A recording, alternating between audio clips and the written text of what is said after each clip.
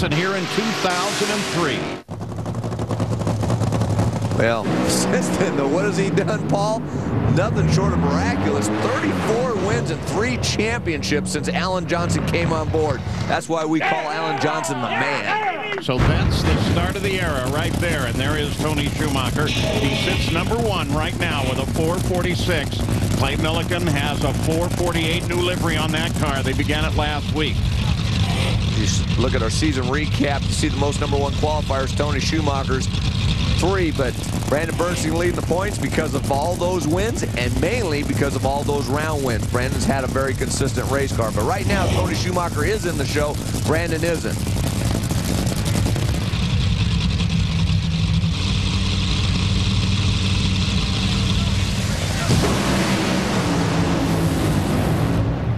And again, absolutely nothing for either one. Schumacher, though, remains with 1 session to go for Top Fuel, number 1.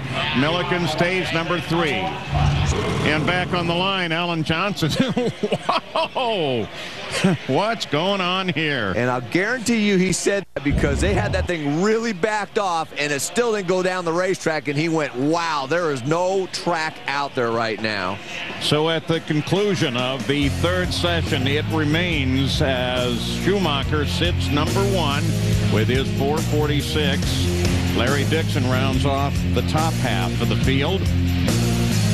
You see that bump spot of Doug Kalitta with a 459. That track doesn't get any better for that next session. It's going to be very tough for the guys that are outside right now, including Brandon Bernstein, Whit Bazemore, and David Grubnick, to be able to get in this field for tomorrow.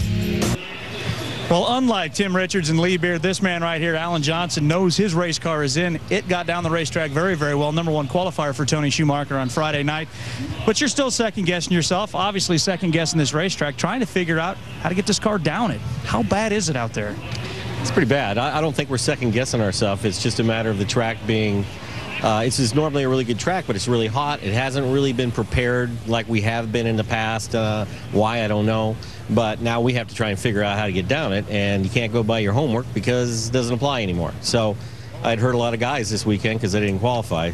Fortunately, we made good runs on Friday, and that's what got us here. If you can clean it up for television, so to say, how soft was your car when you went up there, and what did you say when it smoked the tires the last time? I can't say that. I was frustrated because, I put it like it should have been to make it down the racetrack, and it didn't make it. So now I got to go back and make a further move and try and slow it down. Because typically on a racetrack that's as hot as this and it's a quality track, we should be running mid-50s, and guys can't even muster a 59 to get in a show. So there's obviously something wrong out there. Good news for this man. He can muster a smile and laugh a little bit, but I guarantee Tim Richards, Brandon Bernstein, Lee Beard, and his driver, Whit Bazemore, are not smiling right now. Yeah, and